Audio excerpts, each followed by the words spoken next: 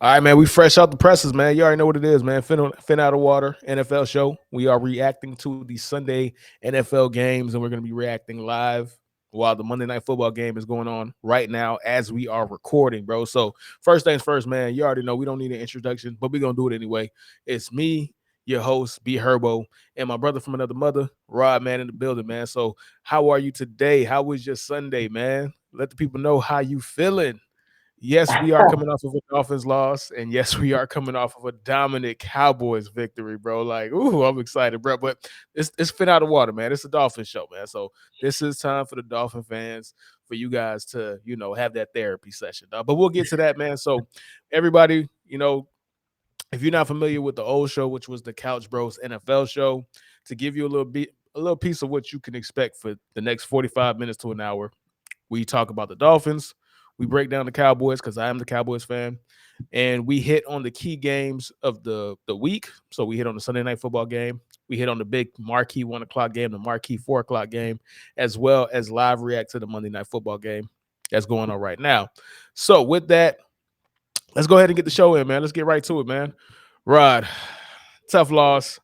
You are on your third string quarterback. You guys lost 40-17 to a division rival, man. One of probably the one that you hate the most, man. The New York Jets, dog. How are you feeling right now, bro? Talk to me. Give me the pulse of the Dolphin fan, man. What's going on? How y'all feeling, man? Well, I got to say this, Herb. Speaking from just not even just the Dolphins, just the AFC East. It doesn't matter if you're a Bills fan. It doesn't matter if you're a Pats fan, and especially Dolphins fans. We hate losing to the Jets, bro. Losing to the Jets is probably like almost like a sin, right? But speaking of the Jets, before I dive into the Dolphins, I do want to say this because we are an NFL show. Mm-hmm. Um, the Jets, I said it last week. The Jets are a better team than they've been in years past. Um, I was looking at some of the numbers before the podcast so I could get a read, and I had to clear my eyes because the Jets had 25 pressures against our offensive line, which it definitely felt like that when you watched the game. But props to the Jets, man. They've acquired some good talent. Sauce Gardner, DJ Reed, those guys. They're looking like they're going to end up being pretty good corners. Brees Hall balled all over us, both running and passing. So the Jets have a little talent. I still don't believe in Zach Wilson though. He didn't do anything. Dude threw for 210 yards, and 80 of those yards came on a pass on a broken coverage, right? So Zach Wilson didn't really do much, but he didn't f it up. So I guess you can give him credit for that. You know, it's funny because this reminds me of like the 2009, 2010 Jets where they had a quarterback that was a high draft pick. Zach was number 2 overall. Mark Sanchez, and I say that ironically, was The number 4 overall. Sanchez. The Sanchez, man, Mr. Butt Fumble himself. Um, it's funny that they're in the same situation almost 10 years, almost a decade later. You know what I'm saying? Because they're tied to the hip of the quarterback that they drafted high, right? And they do have a really good defense, and they have a lot of offensive talent and a lot of pieces, bro. But that means that you will have to bet on Zach Wilson. The irony is that Zach's high are so much higher than Mark Sanchez's, but Yeah. his lows are so much lower than and this is coming from he has lower lows than somebody who is synonymous with the butt fumble, bro. That's crazy. That's That's incredible. crazy. That's incredible. That's incredible. So yeah, man. So but again, like, what was your main takeaway from the game though? Because again, at the end of the day, bro, you were on your third string quarterback. Like Teddy got out of the game because it can't, you can't write this, bro. The Full circle, team, man. the team that ushered in the new protocols where it's not even like you're not going back in if you fall down too hard, bro, you done for the game, bro. Like, and literally the very next week it happened to Teddy, and they told Teddy, who passed concussion protocol, by the way, you not getting back in this game, bro. So you had a third string quarterback from the jump, bro. So what was your main takeaways, Rob? Well, first and foremost, for I want to know like what are the parameters that the spotter's using? Because I looked at the footage of Teddy after he took the hit from. First of all, he got hit by Sauce Gardner. He got corner blitz, right? So I can't imagine that Sauce Gardner hit him hard enough to where, and he didn't even bang his head. But I guess because of what happened in last week's game, I guess they wanted to play it safe. All right, cool, whatever. Secondly, that was not intentional grounding because he threw it at the tight end's feet. I digress. They got the safety, whatever. Right. Um, there's not really. I mean, I'm gonna be honest with you, Herb. When I was watching the game and I saw Teddy got hurt on the first play, our first offensive play, he gets hurt. And when he got out the game, when he went to the tent, I knew what kind of day it was gonna be. All Dolphins fans, we all had that sinking feeling in our pits of our stomach. And for all intents and purposes, though, um, you know, Skylar Thompson, I did. There's like always that when you don't have a quarterback, when you go years without having a quarterback on your franchise, you always have like a subsect, a small sector of the fan base who's always just like, "Yo, I want to see Skylar Thompson. I want to see how he looks." Y'all happy now? Y'all That's happy crazy. now? That's And and, crazy, it's, bro. and listen, I want to be fair to Skylar because one, obviously, he wasn't preparing with the starters like Teddy was, right? And Hmm. two, and this just goes to the whole entire team as a whole. And I'm not trying to take anything away from the Jets, dog. A win is a win. You know what I'm saying? They went out there, they played who was out there, and they won. But the Dolphins were a wounded team coming in, and we lost guys in the game. Teron Armstead, I knew he was an injury concern coming in. He's out only after a few snaps. So we're down our two tackles. Our two starting corners aren't playing. Tyreek gets hurt in the game. We're down to our third string quarterback. Like, I mean, what was left of the Dolphins was out there, out of our playmakers. And I think that the final score is a bit misleading because through three quarters, it was a game. It was a 17-19 game going into the fourth quarter. We had actually just missed a field goal to take the lead at the end of the third. And then the Dolphins, on top of having the Dolphins, on top of being a wounded team, we had self-inflicted wounds. A fumble at the 5 yard line, two turnovers on downs in our own territory. So of course the Jets had that. Of course the Jets had to run it up in the fourth quarter. Like we gave the Jets every opportunity to put it away, and they were happy to oblige. So ultimately, from a big picture standpoint, I'm not panicking only because we didn't have all our horses. It's not like it was Noah Igbenogany and Kader Kohu getting burned, not Byron Jones and Xavier Howard. And for those of us who keep up with the team, the kind of defense that Boyer likes to run, you need quality, really really good corners to make that defense work because he likes to put his corners on an island so he can get all his pressure packages and do all kind of exotic things. Can't really do that when you have an undrafted rookie and they failed. Like, bro, Noah Igbenogany, bro, get this nigga out of here, bro. Like, why is this nigga still on the team? Like, Kader Kohu is better than him, and he's an undrafted rookie. Like, why is he still on the team?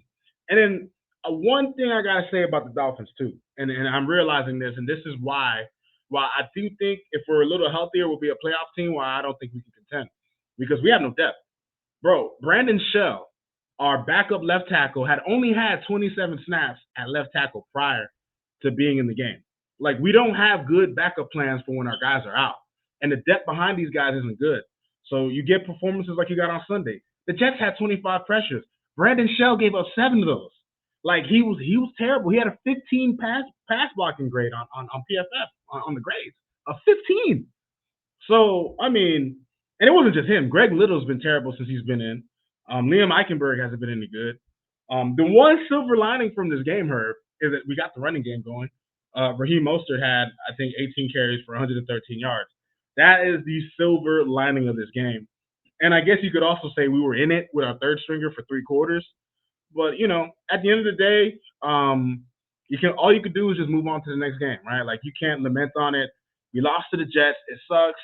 But this is not like the horrible Jets teams, right? Like this is a Jets team that we don't really know where they're at. I don't think they're going to be a playoff team, but they'll be in the mix. So I don't take it too badly because I know, unlike the Dolphins are just cursed when we start 3-0, but The at least Dolphins are definitely cursed when y'all start 3-0. bro, we're cursed. Okay, But so go back. Like let's stick on that. What is the 3-0 curse with the Dolphins? well, for like the past, like within the past 20 years, whenever we go 3-0, we never finish. Like we don't even finish with a winning record.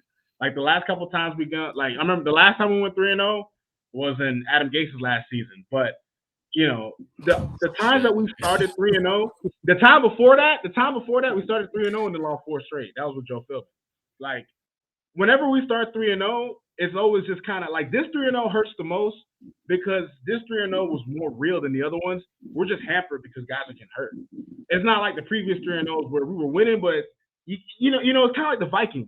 You watch the Vikings; they're 4-1, but they're not 4-1. They kind of lucked their way into 4-1. Like they just happened to be 4. Right. Right. And then in those previous seasons, the Dolphins just happened to be 3-0 based on whatever wonky games were going on. But this time around, like we were beating good teams, and then Tua gets hurt on Thursday night, and unlike your team, which we're going to get to right after we're done with the Dolphins, our backups they can't hold the fort, but you need a team to do that. Like Cooper Rush ain't winning on his own, right? Like his defense is showing up, his running game is showing up, and it's just unfortunate, man. Like until Tua gets back, the Dolphins are going to be the Dolphins. Like watching that game on Sunday was like watching the past Dolphin games of 25 years. You know what I mean? And I don't have any animosity towards Skyler. He's a 7th round draft pick rookie. Like what? Like not listen. You can't expect the guy to be Tom Brady. So at the end of the day, it's one loss. Hopefully Tua gets back sooner than later. They say his timetable to return is they haven't given a time. So I doubt he'll play next week. But if we lose next week, they're gonna rush him back. I have no doubt. Okay, so we got about like 2 or 3 minutes before we move on to the Cowboys or whatnot. So what's your outlook going into next week? Because you mentioned the team that you're gonna play next week, which is the Vikings, bro. So it is the 3-2 Miami Dolphins versus the 4-1 Minnesota Vikings, bro. How confident are you going into that game, Rod? Well, Herb, that my confidence depends on who's out there. Ooh. I mean, at the end, it's just the honest to God truth. I mean, you saw what happened. I mean, the Vikings are a better team, I think, than the Jets, right?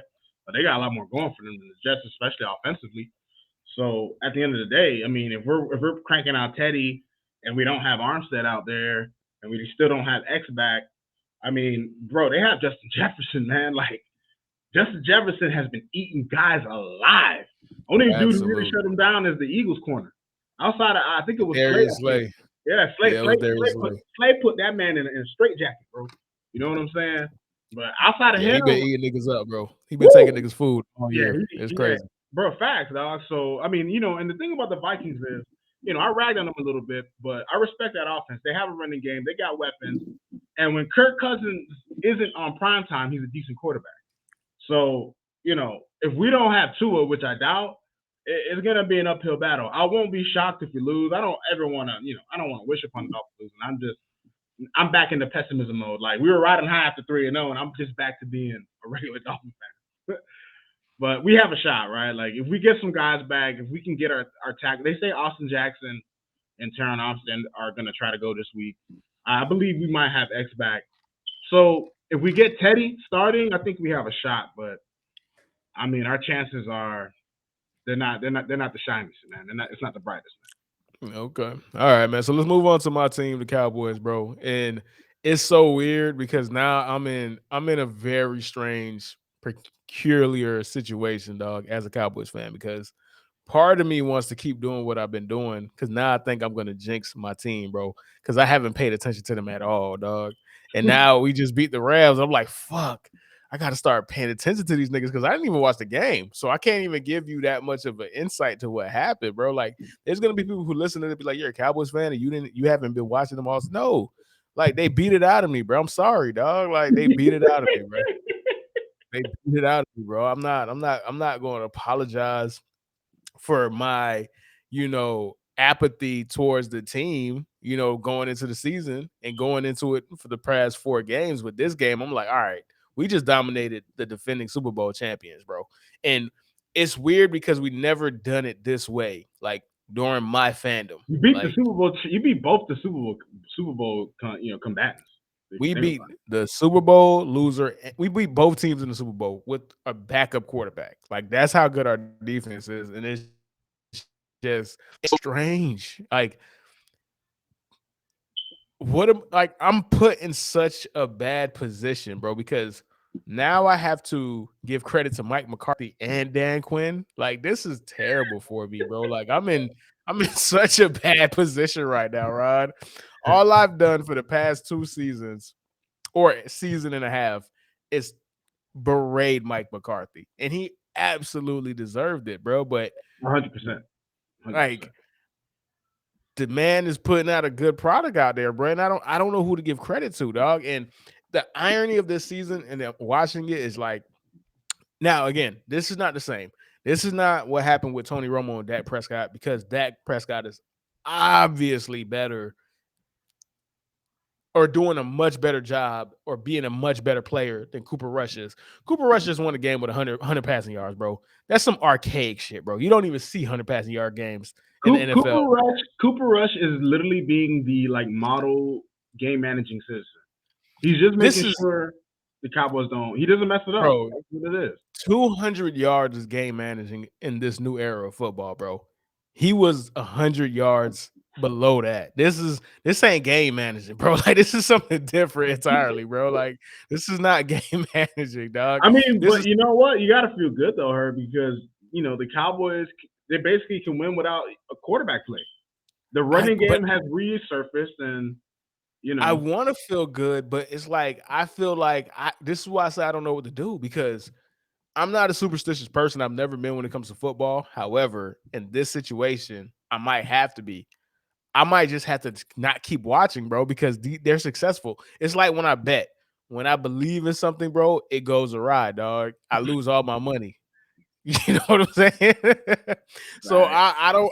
I don't even know what to do. I don't know if I should just say, you know what? I'm gonna stop. I'm not gonna pay attention to them, and I'm just gonna let it ride, bro. Because I guarantee you, bro, the minute I pay attention and I watch a full game, which I have not done this entire season, bro, I have literally been catching updates here and there. I have not watched a single game of the Cowboys.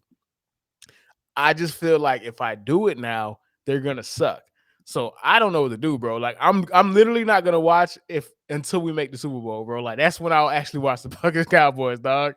I'll just keep not watching them, bro. But Like doesn't that make the jinx even worse? Because if you never watch them until they make the Super Bowl, don't you feel like that's gonna make it? Like, how's that make I you can, feel? bro, this is a part of my lifetime, bro. Like if we lose, I'll be happy. We lost in the Super Bowl, bro. I'll be cool with that, bro. Like, Fair enough, man. cause, Fair enough. cause all I've heard my entire life is you niggas ain't won since '96. You niggas ain't won since 1992.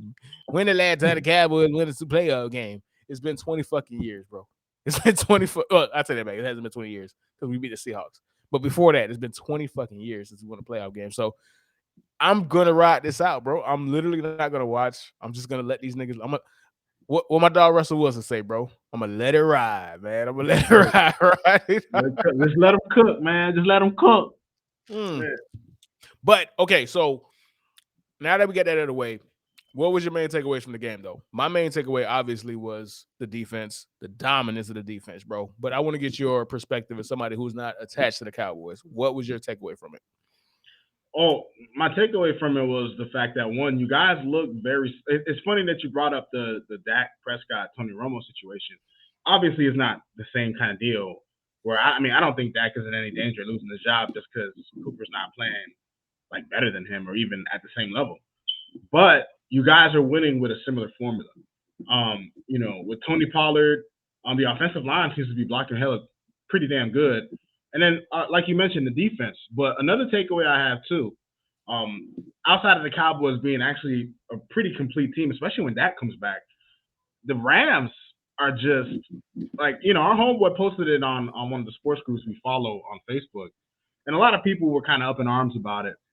But I mean, they just don't look. And I know they lost a lot of guys on the offensive line, but man, they just don't. The Rams just don't look good at all. And there's a good chance that the Super Bowl champs don't even make the playoffs because they're not even the best team in the division. You could argue they're the third or fourth right now. I mean, are you positive? I mean, they did just beat the Cardinals, I guess. But are you positive that when they meet again, they'll beat them? The 49ers just own them in the regular season. Like Sean McVay can't beat Sensei. So and then you have the Seahawks who I gotta say, man, I feel like I can never I can never say this. Like I can never feel this. I can never say Gino. I can never say You don't Gino gotta is a say it, good. bro. Don't You, don't you know don't what I don't mean? you don't got I can't utter you the don't got words to. that I'm thinking. You don't got But to. You don't but got to. I will say this, Herb. I will say this. I'm a big What, believer what in this. what you gonna say, Rod? What you gonna say? What you about to Tape say, don't bro? lie. Tape don't lie. Tape don't lie. And that boy's putting on some good tape. It's crazy. What's And okay? So it's what's the tape? What's the tape telling you? well, the tape is telling me that Gino as a player has grown. Like he's making throws that he wasn't making before. Like his accuracy, he like the way like some of the windows he's fitting the balls in. Like it doesn't even just look like he's just like having a fluke season. Like he's actually looking like a much better quarterback. And there's not. I mean, look, we've seen guys have one hit wonder seasons, right? Like Case Keenum for a season was incredible with the Vikings. Right. Like he was That out of is true. nowhere. So this could be Geno Smith's Case Keenum season, right? But he has definitely been playing really well. He's been accurate with the football. In the beginning, I thought he was just dicking and dunking, but he's actually making plays. He's getting the ball to DK and Tyler Lockett, and I mean the Seahawks are moving the ball better than they've moved the ball in quite some time. So, but with that being said, because this isn't about the NFC West, I just watching the game, at least the parts I got to watch because I was watching the red zone. Mm-hmm. I was going back and forth. It just, I mean, at no point in the game did I think the Rams were going to win. When you really think about it, the only play they made was a 75-yard touchdown to Cooper Kupp that he took all the way to the house. You take that away, they only put up 3 points, and the Cowboys completely eviscerated any game plan they had. The defensive line was all over Stafford.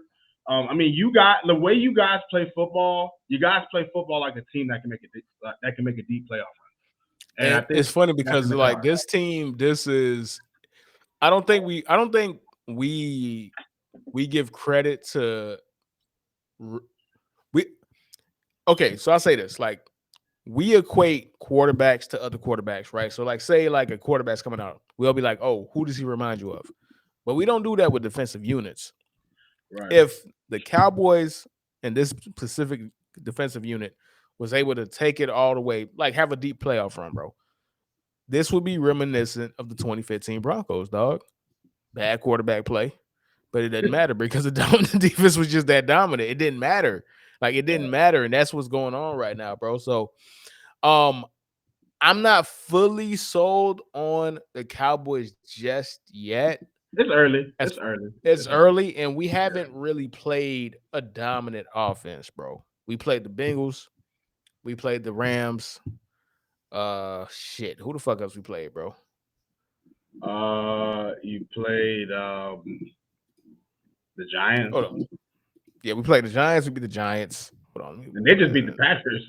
So the NFC beast, man. That's y'all division this year. So Bro, the funny thing, bro, man, that's why you can't have any kind of preconceived notions when you come into an NFL season, bro. Going into the season, everybody thought the two best divisions, the best NFC division was going to be NFC West, and the best AFC division was going to be the AFC West. There is no great AFC division, and there is one great division, and it's the NFC East, bro. Like the Giants are 4-1, which breaks my heart. It makes me want to vomit. We're 4-1, and the Eagles are 5-0, bro. Like this is so. Yeah, you never know in any given season, bro. You can't predict anything, bro. That's why I love the NFL so fucking much. right? It's true. Facts. All right, man. So let's go on to the let's run through the premier games, bro. So, premier 1 o'clock game, Bills Steelers. Premier 4 o'clock game. Actually, there was really no premier 4 o'clock game, dog. So we don't really got to talk about that. We could talk about shit. You know what, Rod? Hey, viewers, I'll take that back. Viewers, I apologize. The rum is whooping my butt right now, dog. Like I'm not gonna lie, bro. Like I just lost my train of thought. All right, so what are the games that you want to talk about? What do you feel like were the big game, the marquee games of the week? You had Ravens and Ravens, a Sunday night game. Well, one game I want to talk about is most definitely the Chargers and the Cleveland game, and in particular, it's just like Brandon Staley just like if Justin Herbert doesn't make the playoffs again, we know who to blame. Like Brandon Staley just makes wild decisions. This man has an obsession with going for it when he could just kick field goals. Like Okay, he don't. wait. So, okay, this is what we're gonna do. We're not gonna, you know what? That's because I just want to introduce the conversation the correct way. So we're not Gotcha. even gonna talk about marquee games, right? What we're gonna do is just talk about what we found, what we thought was interesting in week 5, bro. So the floor is yours. Back to what you were saying. Yeah. So I just feel like sometimes Brandon Staley's decision making at times kind of cost his football team. Man, he could be a little over aggressive. Like I understand you have a franchise quarterback, dog, but sometimes you got to know how to manage the game, and you can't always be overly aggressive. Like they almost, if it wasn't for the Browns missing a kick, I mean, the Chargers lose a game and they're 2-3, and you're just wondering like a promising season goes down the waste. They were able to stay alive, going forward, but to be in a battle with a Browns team that they don't even have like their top like quarterback yet. Um, I found that to be interesting. And of course, even though the Bills game was a complete wash, like the Bills completely destroyed the Steelers. I gotta say, Josh Allen put on one of the most impressive displays of passing I've seen in a long time. And the one thing I got to give the Bills credit for, especially watching them dismantle the Steelers, and we know this is what's left of the Steelers, right? Like this is not the Steelers that we've known most of our lives. They're a rebuilding franchise, but the way that he was just able, like some of those passes he was throwing, that one touchdown pass to Gabe Davis, the one hander, that was just a thing of beauty in both the throw and the catch. He threw it perfectly right in front of him, and he just yoked it with one hand, like it was so graceful, like a gazelle or something. It was, and the way that he just completely dismantled the Steelers, he had like 300 yards passing at the half almost. Josh Allen has definitely come into his own as one of the elite quarterbacks in the league, and even though he's a Bill, he's hella fun to watch, man. Like, and I gotta say, man, when they're talking about MVP, I think he by the end of the year it's gonna be hard to make a case for anyone outside of him. That's the feeling he's giving me right now.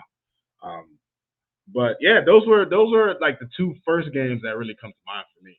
That were really interesting. Okay, so for me, the one that I found interesting for this past week, I want to say it's crazy because it's like this was such a weird week for Red Zone where there was no real focus on one game because like there's one game that Red Zone might focus on a little bit more. But Right. the way all of these games played out, you really couldn't focus on anything. Like You got to give those Seahawks to and Saints. everybody. Yeah, Yeah. you got to give this to everybody. So I can't feel like there was a game that I was like, okay, like I wish I could add to the conversation, but I don't really know because everything was interesting, bro. Like, bro, I woke up, I watched the Giants beat the Packers, dog. What am I supposed to do with that? What am I supposed to do with that? Bro, I do And want to mention. I do want to make mention of this, Herb. go ahead. I want people to understand. Like, I see people on the internet. Maybe they're Giants fans. I don't want to rain on your parade, Giants fans. But I see people are starting to feel real good about Daniel Jones. But I want y'all to understand something. I'm just gonna make this Fool's clear as day. gold, man. The best you could possibly hope for with Daniel Jones is the NFC version of Tannehill. That's the best. And if that's what you want, Giants fans, okay. But I don't think that's what you really want.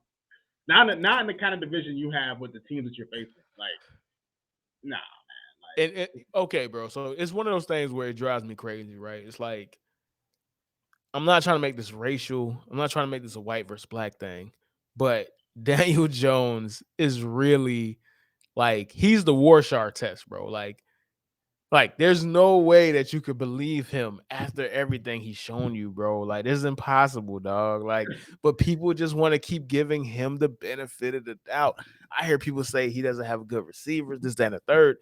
Listen, Brian Dable is hiding Daniel Jones. He's doing everything in his power to not let Daniel Jones kill the momentum, kill the play, ruin the team, dog. Like he's hiding him. Like if you really watch them, and I'm an NFC guy, so NFC East guy, so I have to watch these. I have to watch these teams. He's not doing anything, bro. Like they win ugly, man. The Giants win ugly every week. so ugly, bro. Every week they win ugly, man. They're winning. Does But it's Daniel ugly. Jones have a court? No. Does Daniel Jones have a good offensive line? No. However, watching him play, you realize he makes his offensive line worse. He makes his receiving core worse because he's not consistently accurate and he doesn't have good awareness. I seen He him love take a holding on to the ball, man. bro. I seen him take a sack. Even the announcer, I don't know who the team was. The guy said, "Bro, it's third down. You can't take a sack in that position, Yeah, bro." I He remember the said, exact "If play. yeah," he said, I remember "if the you have exact to throw it over, if you have to throw it over Saquon Barkley's head, do it. You can't take a sack in that position." And they still won because they win ugly. But if Daniel Jones, you swap Daniel Jones with Cam Newton, they ran him out of town already. You swap Daniel Jones with Teddy Bridgewater, they'd run him out of town already. You swap Daniel Jones with Tyrod Taylor, they'd run him out of town already, bro. It's something about Daniel Jones, I guess, because he looks nice. He looks like somebody you could bring home to your daughter, bro. Like, I don't know what it is, bro, but people just want to keep giving this motherfucker this person chances, and it drives me crazy, dog. He looks like Eli's kid. That's probably why they don't want to let go. He has Eli. He looks kind of like Eli. Kind of has like an Eli dumb face, like a, like I don't know. I All don't. right, I man. don't know if they're seeing him, dog. All right, man. Let's move the show or whatever. It don't got to be a long episode, bro. We keep it short, bro, because we're recording late. Before, Anyway, go before, ahead. Go ahead. before, I just want to. There's two more games I didn't want to forget. I wanted to Oh mention. yeah, yeah, for sure. Go ahead. Go ahead. Go ahead. Well, two more games and something else. Hold on, let me pull it up because I'm having a brain fart. So Bengals Ravens. I'm happy that the Ravens were able to pull it off against the Bengals. That was I didn't really get to see much of that game. My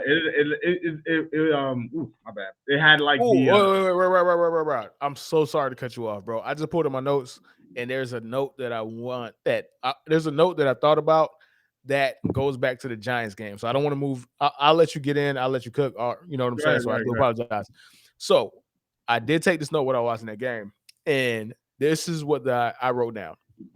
Watching Saquon Barkley or whatever, watching Saquon Barkley made me realize how much golly, man, Jesus Christ, that liquor is whooping my butt, bro. I apologize to the listeners, bro. I'm so sorry.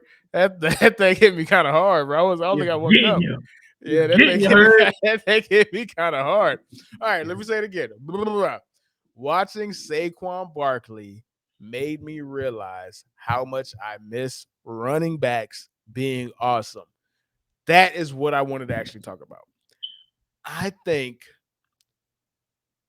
what made football so great in the 2000s and pretty much before the offensive explosion, before the quarterback explosion, was seeing the best athlete on the field be the best athlete on the field. Like watching Saquon in that game, watching him dominate, watching him make people miss, watching him um, move people over. Like it's really exciting to see a dominant running back, dog. Like I think we have gotten so far away from that the collective consciousness forgot how awesome that is, bro.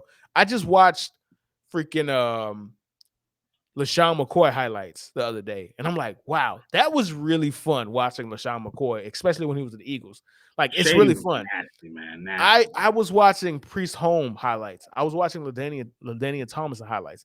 I was watching Adrian Peterson highlights, and I'm like, bro, that's something I didn't like. I didn't realize how much I missed that. Like, because there's no position on the field that can do what a running back can do. Like a great running back that could do it all, that could shake you, run you over, make you miss, stiff arm you, do all like watching that is such a pleasure. And I think we've gotten so far away from that because again, running the ball is just not efficient. It's way more efficient to throw the ball. We understand that, bro. The math is taking over. Same thing that happened to baseball.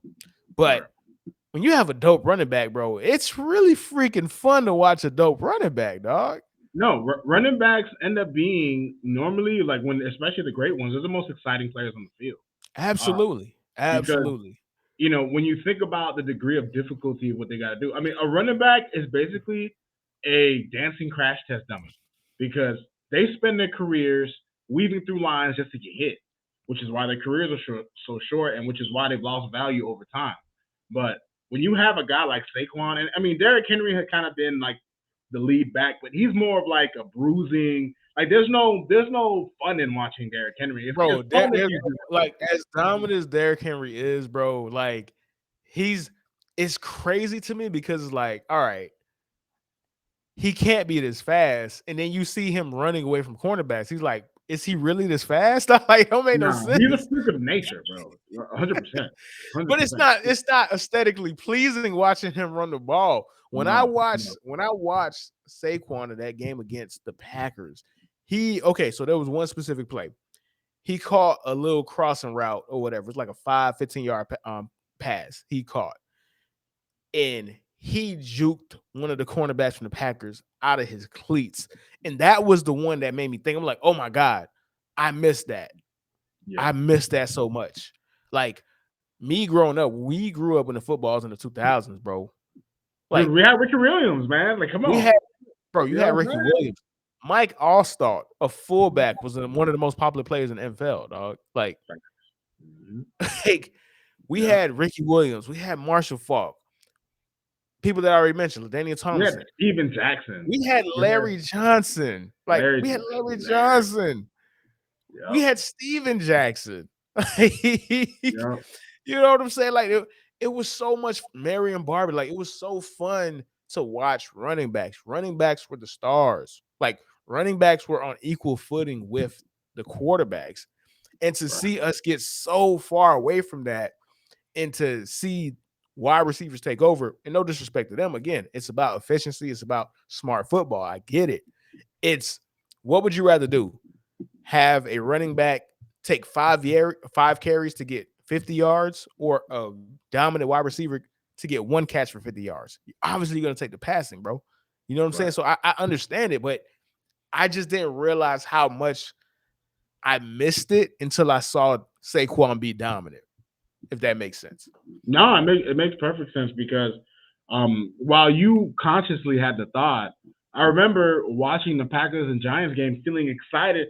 Look, if I'm excited to watch the Giants offense, you know why? You know it ain't because of the passing game. And it ain't because of DJ. Yeah, it's not It DJ. ain't because of DJ. It It ain't ain't because of DJ. DJ. But It ain't DJ. like the thing about Saquon is, I don't even know. I mean, what is he? I mean, is it fair to say he's kind of like this generation's Barry, right? Like he's No, I'm not gonna say that. I'm not gonna say that. That is LaShawn McCoy. LaShawn McCoy is so underrated, bro. Like that's fair. LaShawn That's McCoy fair. is not gonna make the Hall of Fame You because don't I think don't he's think he gonna make did the it long Hall? enough. No, he's not gonna make the Hall of Fame, bro. Like LaShawn is gonna be one of those good but not good enough guys, which I don't agree with. LaShawn McCoy is gonna be that person where you had to watch him in real time. Because if you didn't see him in person or you didn't watch him in real life, like you wasn't there, like he wasn't part of your era, you're not gonna understand, dog. Like for the future generations who's watching this, LaShawn McCoy was the closest thing to Barry Sanders. And I seen that dude shake 3 people in one play, bro. Like I Bro, the seen that dude man, shake the whole team, bro. Like to me, the closest thing to Barry Sanders is LaShawn McCoy. I don't put Saquon there.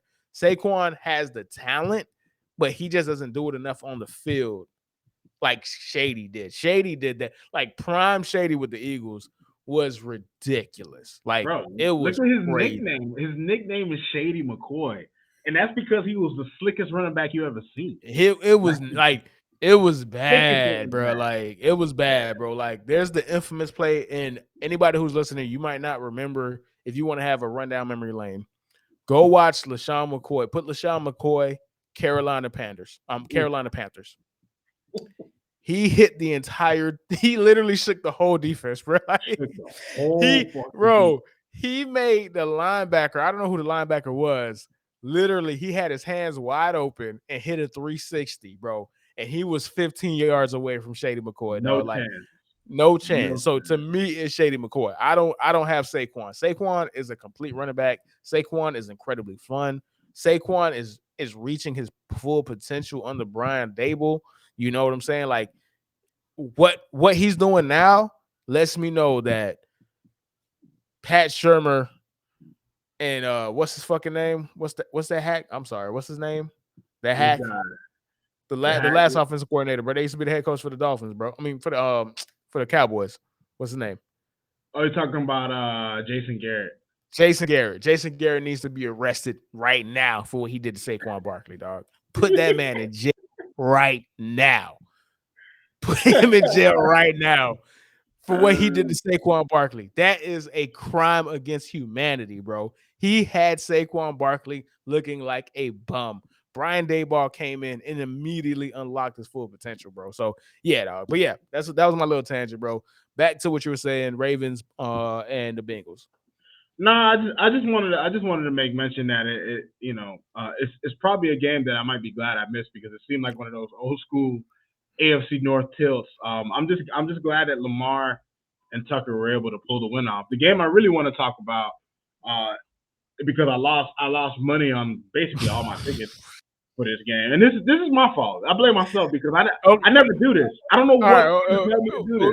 Okay, wait. Let me ask you a question, and this is for the new fans, people who might just be running across this, might be new to the lingo, might be new to what we do over here, right? Rod, I know where you're going with this. The listeners, the people who's watching this, they don't know. You know what I'm saying? Because me and you, we're best friends. We understand. I know exactly what you're about to say. So let me introduce the conversation this way. Would you say that this is going to be your bad dope of the week? This team that did this to you financially, emotionally. They're the runner up. They're the team that I can't deny. They're the runner up. There's the bro. How are they the runner up? What are you talking about right now? All right. Continue. Nah, bro. It's just Okay, so for those of you listening, and for those of you who are new to our channel, our show, Herb and I are degenerates, right? we like to bet on football games. We do like to bet on football. So this past weekend I put in a bunch of tickets. I put in little tickets here, $5, $10 tickets right here and there, picking a whole bunch of stuff because at the end of the day you can't predict any of this stuff. You could think there's logic. There's a little bit of logic to betting, but not as much as you would think, right? But where I messed up, I had full confidence for some reason that the Lions would just cover the 3.5 against New England. And they put up a big old fat whopping goose egg, big old zero. The Lions gave me nothing, and they blew like 5 of my tickets. And I'm shocked that I had them on more than 3. So as much as I would love to give them bad dope, I had other things on those tickets that didn't fall through, so I can't. So like they were probably the first team to bust, but for the team that was the number 1 offense in football, scoring 35 points a game, I should have known better. I should have realized, hey, didn't Bill Belichick play this guy in a Super Bowl and they scored 3 points? I didn't think about it too deep. I didn't think about it too deep. I was riding lines, man. I was behind you guys, but you let me down. The Lions let me down. I ain't putting no more money on y'all boys, man. I'm sorry. 29 to nothing. 29 to nothing to Bailey Zappi. All right, bro. Listen, let me tell you about that too, dog. When I saw that the Patriots were a 3.5 point favorite, I was like, I never put a team on my ticket faster than I put the Lions on my ticket, bro. I was like, this is Vegas is tripping. They want us to win. Vegas is giving us a freebie.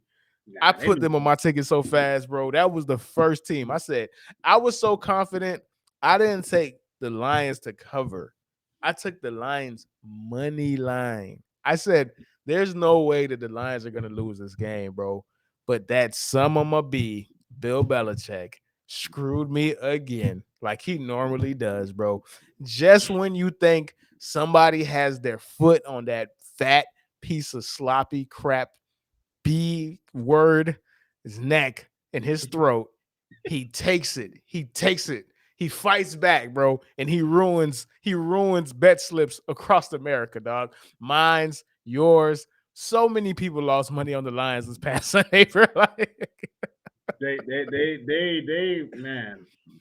Bro, just when you think the Patriots are down and out with their 3rd string quarterback, they put up 29 points with Bailey Zappi. Like, they just don't like the Patriots are zombies, man. They just don't go away, bro. You can they just don't want to die, bro. They little cockroaches, dog. Like they just don't die, man. It's like, why do you get, bro? Like, what does he get out of this? What do you get out of showing what you could do with Bailey Zappi, dog? Like you already a Hall of Famer, Bill. Bro, people Like could this tell you don't the best add to your coach. legacy, bro. This doesn't. You're not winning a Super Bowl this year. You might not make the playoffs. Why do you care, bro? Let the betters bet. Let us win. Just it's just a week, dog. It's just a week. This man put his soul into that game plan against the Lions, bro. He did. He He put had his to. soul, bro. He did. Like they had, bro. I don't think people understand. The Lions coming into this game against the Patriots were averaging 35 points a game, bro. And they scored Going, nothing. Nothing, bro. 4 of 12 on third down. 0 for 6 on fourth down.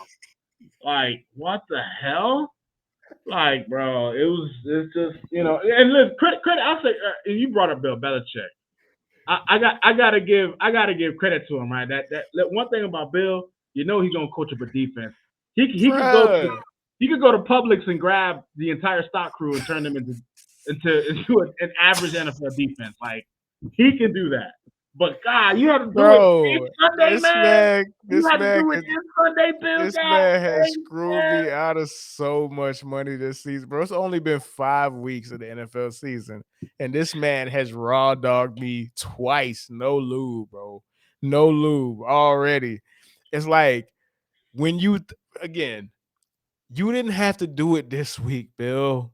You got next week. You got the week after that. Let the betters win this week, dog. Like you didn't have to Let us put your have it, life. bro. Let us Let's, have it. God, bro. all right, man. Let's go ahead and move into the last section of the show, bro, because I, we're I running wanna up I against the wanna clock. bring up Oh, one last go thing. ahead. No, go ahead, for sure. And this coincides with the last section of the show her because I'm Gotcha. sure this person belongs on one of these lists. Baker Mayfield got another coach fired. Like he is officially a coach killer. Baker Mayfield, good job. Granted, Matt Rule probably wasn't much of a coach. These college coaches don't seem to translate well to the NFL. But Matt Rule put all his chips. He was at the poker table. He thought he had a poker face. He thought he had a good hand. Pushed all his chips up, and it didn't work out. Not Bro, with you know Baker. what's crazy though? Like, I don't think this was on Baker, and I don't think I I'll entertain Sam Darnold being on Matt Rule, but you're not gonna tell me that Baker Mayfield was on Matt Rule, bro. That was on David Tepper.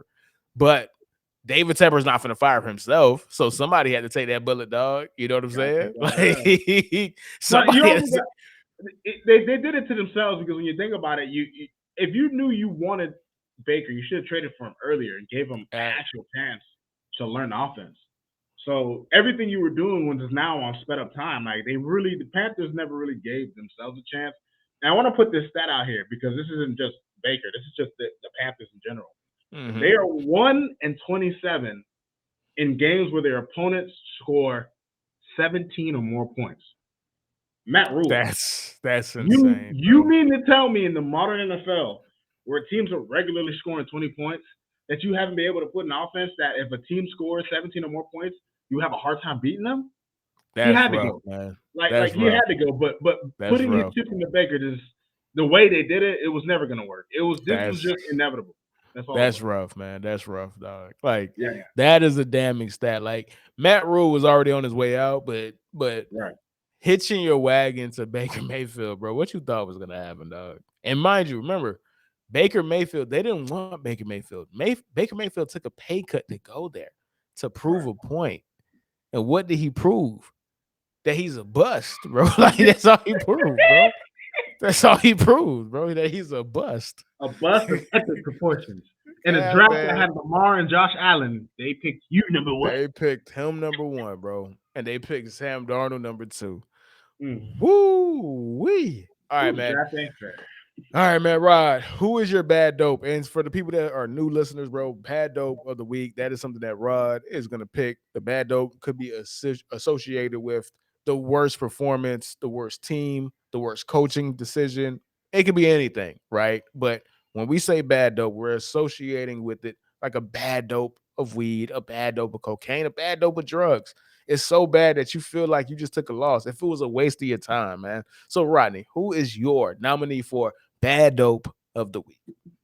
So, I'll give you my runners up, right? I gotta mention Houston and Jacksonville. All this talk about, oh, Trevor Lawrence and the Jacksonville Jaguars, they arrived, and they put up a stinker to a Texans team that has what, Davis Mills is the quarterback, Lovie Smith is the coach. Like, dude, that is a concoction of crap, and you lost to him. And you're supposed to be like the new head of your division. So that's there, right? I gotta mention the Lions, right? They put up a goose egg. I The Patriots, what's up? I can't believe the Lions are not your bad though, bro. No, If it ain't the Lions or the Jags, bro, this is about to blow my fucking mind, bro. Like bro. for I real. mean, but Herb, it couldn't like based on what happened, it couldn't be anything else but this, right? The bad dope of the week had to go to Thursday night football game. That was one of the worst games in the history of football, bro.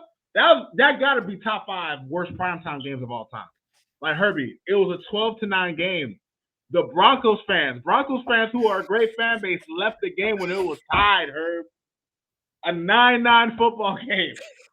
2 quarterbacks who combined for God knows 12. What was it? 12 punts, 4 interceptions. It's Herb. That display of football was so disgraceful. That display of football was such an insult to fans of football that even Al Michaels at midway through the game was done with it. Just the way he was announcing the game, he was just like, I remember at one point when Oh, the Broncos finally got to Colts oh territory. my He goes, man, I god, never thought this was. bro. He's paraphrasing here. He goes, I never thought I'd see this tonight. Like, bro, Oh, it was such an offense, and it went into Herbie. Not only was it a horrible game, it went into overtime. that's It was a crazy. 9-9, bro. How do you go into overtime 9-9? Hey, shout out Like, to Nathaniel Hackett though, because he was like, bro, I don't even want to be a part of this, bro. Like, we gonna win or we gonna lose, bro. Like, I'm done with this too. Either we gonna win or we gonna lose. bro, that was the best There's part of no the in game. between.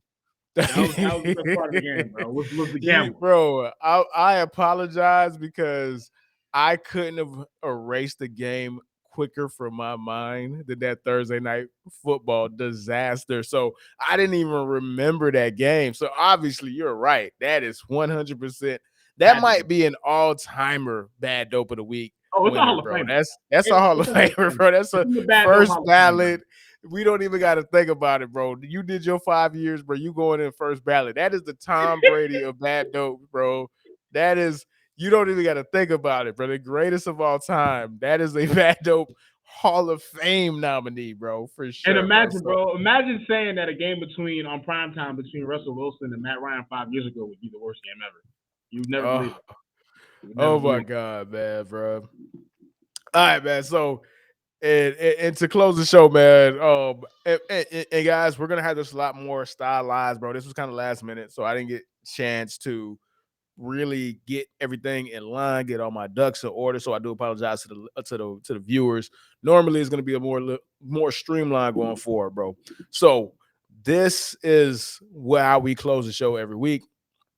We close it with bad dope of the week, which is Rod Thing. He picks a nominee for who was the worst performance, whether it was coach, team, or player.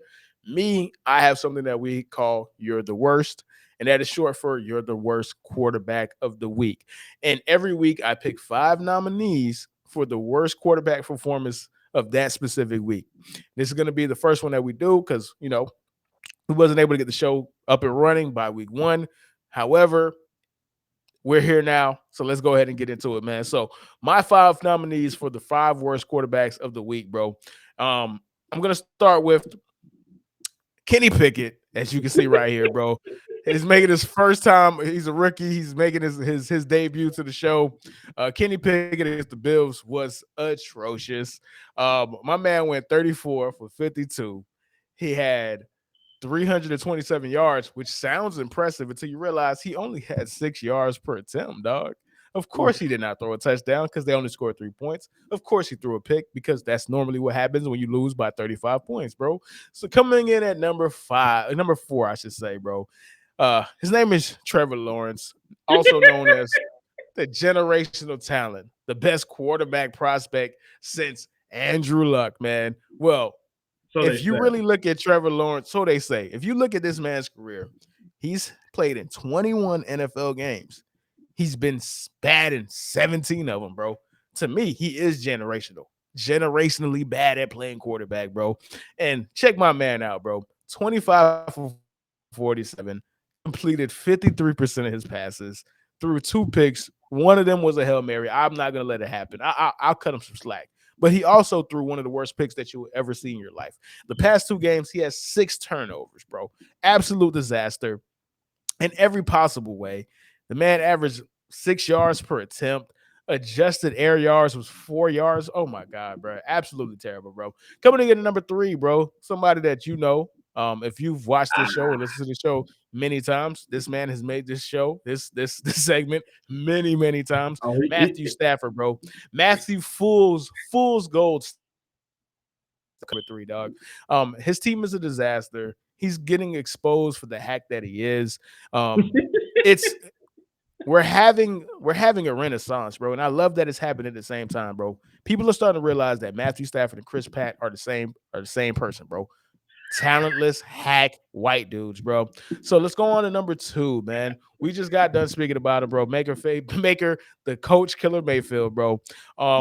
There's no words that describe what he's doing, bro. For the season, he's averaging 54%. He's completed 55% of his passes, bro. He has 4 touchdowns and 4 picks, bro. He could have made this list every single week, which is so fucking impressive, dog. Shout out to Baker, man. Shout out to Baker, man. he got the But title belt.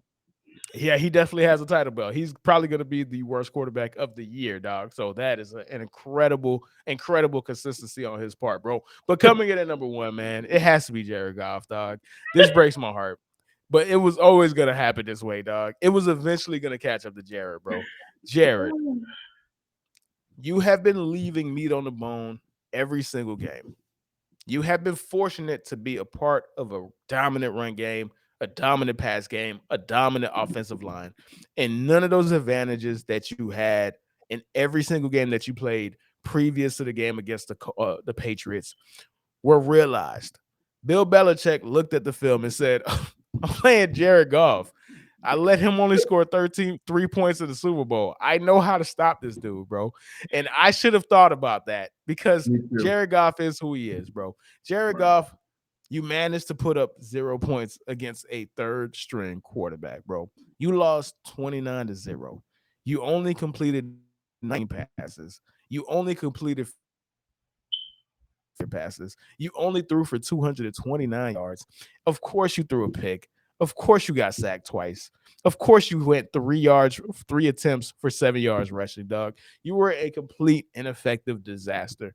So I say this with a very heavy heart, Jared Goff. You are the worst QB of the week, man. And we're gonna go ahead and close the show, man. Any last words before we go ahead and check out? Any last words, Rod? What are you looking forward to next week, my brother? What am I looking forward to next week? Well, I would love to say the Dolphins game. I guess that would just depend on if my guy Tua ends up playing. I want to take a look at the games right now for next week. Here we are. See what they have on the docket, right? See what they got, man. Let's see what they got. Let's see next week. Obviously, you got Minnesota, Vikings, and the Dolphins. The Jets play Green Bay, and that's actually a weirdly interesting game to me. Because I want to see, like, Green Bay has just been a weird team. They have Aaron Rodgers, but you don't feel anything because of that. Like, I don't feel anything. Like, you have Aaron Rodgers, so what? That's how I feel about the Packers this year. I'm gonna be honest. You have Sunday night. Herb, you might not watch, but I'm watching. Cowboys Eagles. But I'm not watching that. I ain't watching that, bro. I mean, this is the marquee game. Might be the marquee game. It is game the marquee game, but I ain't watching it. Nah, no, bro. I was talking about Buffalo and KC, but yeah. Okay, yeah. I'm watching that. I'm not, bro. I'm not watching the Cowboys, bro, because I feel like the minute I pay attention to them, bro, the wheels are gonna fall off, dog. And I can't do that to Cowboy Nation, bro. I'll be the martyr, bro. I'll be the martyr, dog. I'll be that, bro. I'll say this: looking at the slate of games, we got the Ravens and Giants. There's actually a pretty nice slate of games next week. I think next week is gonna be probably the wildest weekend of football yet. Because even the marquee games, I could tell, are going to be out of this world. So I'm just looking forward to next week of football and hopping right back on this Yes, mofo. sir, man.